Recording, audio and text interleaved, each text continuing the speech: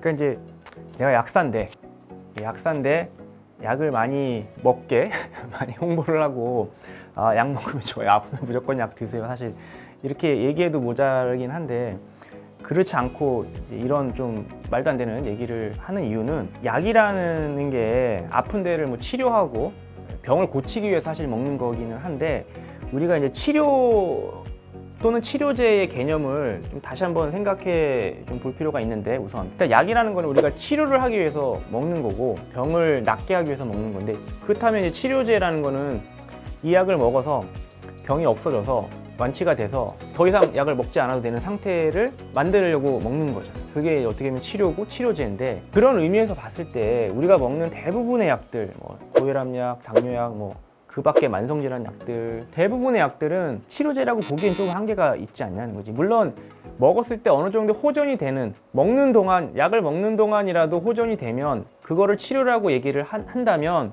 치료제는 맞지만 그게 아니라 먹는 데 뿐이고 이거를 먹었을 때 완치가 안 되면 그게 과연 치료제라고 완벽하게 부를 수 있을까에 대한 생각은 좀 해봐야지 된다는 거지. 그러니까 예를 들어서 약국에서 많은 환자분들을 상대하다 보면은 이제 그러신 분들이 되게 많은 게 혈압약을 또는 당뇨약을 작년부터 먹기 시작해서 1년 동안 열심히 먹었는데 오히려 조절이 안 돼서 오늘 의사 선생님한테 혼났다. 이거 나 언제까지 먹어야 돼요, 약사님? 나 이거 진짜 열심히 잘 챙겨 먹었는데 이거 언제까지 먹어야 내가 이거 낫느냐, 당뇨병 낫느냐, 혈압, 고혈압 없어지느냐 이렇게 얘기하시는 분들이 많다는 거지. 그러니까 그런 의미에서 봤을 때 당뇨약을 1년만 열심히 먹으면 당이 없어집니다. 이렇게 얘기할 수 있는 부분이 아니라는 거지. 먹는 동안 현재의 당 수치를 조절해 주는 거고 그 수치가 높으면 더 많은 양을 먹어서 또 줄여야 되고 이제 이런 관리 측면에서 약을 먹는 것이지 그게 이제 단순히 고혈압, 당뇨 이런 걸 떠나서 거의 대부분의 약들이 사실 그렇다는 거지.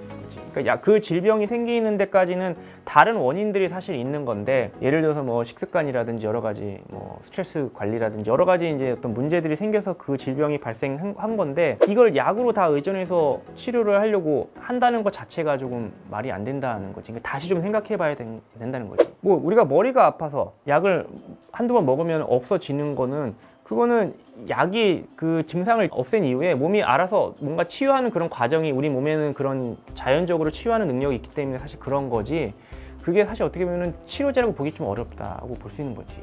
그래서 실질적으로 더 이상 약을 어느 정도 먹으면 질병을 극복할 수 있다라고 봤을 때에는 몇 개 안 되는 거지. 예를 들어서 항생제 같은 경우는 균에 감염이 됐어. 그 항생제를 먹으면 균이 없어져. 한 일주일 먹으면 없어져.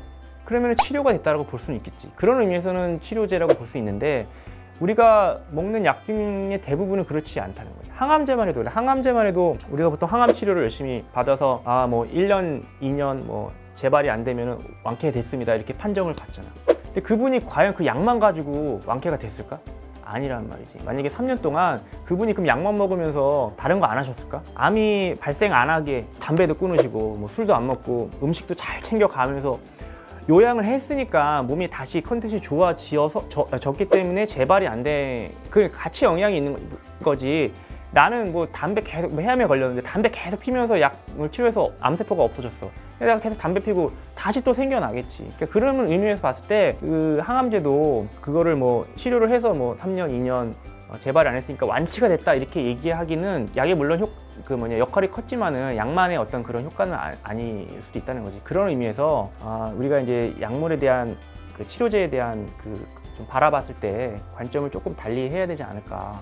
약사로서 너무 우리나라 사람들이 너무 약을 너무 많이 먹고 너무 의존하는 그런 성향이 좀 있다 보니까 나중에 어르신들은 결국 나중에 다 한 주먹씩 약을 10개 이상씩 먹는 분들이 대부분이거든. 그게 약에 의존해서 그런 것 같고 그거보다는 나의 어떤 몸을 잘 들여다보고 좀 귀 기울여서 내가 몸에 어떻게 문제가 있는지 내 식습관이 얼마나 안 좋은지 운동을 내가 얼마나 잘못하고 있는지 이런 것들을 하는 게 오히려 그게 더 치료제에 가깝지 않을까라고 생각을 하기 때문에 지금 이런 대부분의 약은 치료제가 아니다라는 얘기를 한 거지. 대부분의 지금 얘기한 감기약도 어떻게 보면은 물론 이제 바이러스에 걸려서 코로나 같은 경우는 바이러스를 죽이는 항바이러스제를 쓰면은 그걸 예를 들어서 우리가 독감 걸려도 5일간 타미플루 먹으라고 얘기를 하잖아. 5일간 먹으면 바이러스가 잡히니까 치료가 된다라고 볼 수 있는데 근데 그 이후에도 몸에 어떤 문제를 야기할 수도 있단 말이지. 뭐 염증이 발생할 수도 있고 그러면 또 염증약을 먹기도 하고 뭐 일주일 먹어서 낫는 사람도 있고 뭐 2주 먹어서 낫는 사람도 있고 이제 그런 것들도 어떻게 보면은 엄밀히 따지자면은 치료제긴 치료제인데 그 약이 어떤 그런 효능을 보이는 와중에 우리 몸에서도 어떤 여러 가지 면역 체계나 이런 것들이 돼서 아까 언급을 했지만 자연적으로 우리 몸이 복구하는 재생할 수 있는 그런 능력이 우리 몸에 다 있기 때문에 이제 그게 안 돼 있으면 누구는 감기 걸려도 3, 4일이면은 떨어지는데 어떤 사람은 똑같은 감기 걸려도 뭐 일주일, 2주일, 한 달, 2달 가는 사람들도 있단 말이지. 이제 그런 측면에서 봤을 때는 똑같은 치료제를 먹었는데 그럼 이 치료제가 이 사람한테는 맞고 이 사람한테는 안 맞느냐, 물론 그런 경우도 좀 있지만 그거보다는 그 사람의 어떤 몸 상태에 따라서 더 먹어야 되고 덜 먹어야 되는 경우들이 생기는 거고 그렇다면 어떤 사람한테는 이게 치료제가 되는 것처럼 느껴지고 어떤 사람은 치료제가 아닌 것처럼 느껴질 수도 있다는 거지. 어쨌든 대부분의 그런 감기약, 뭐 기침약, 콧물약 이런 것들도 컨디션에 따라서 달라질 수 있다. 이런 것도 어떻게 엄밀히 따지자면은 치료제라고 얘기할 수도 있고 치료제가 아니라고 얘기할 수도 있다. 그러니까 감기에 걸렸을 때도 약에 의존하는 것보다는 잘 쉬고 잘 먹고 해서 극복을 해야 되는 게 자연적으로 우리가 복구를 할 수 있는 그런 능력을 빨리 키워서 극복을 해나가야지 된다는 거지. 그게 어떻게 보면 더 치료제에 가깝지 않냐는 거지. 그런 의미에서 얘기를 할 수 있는 것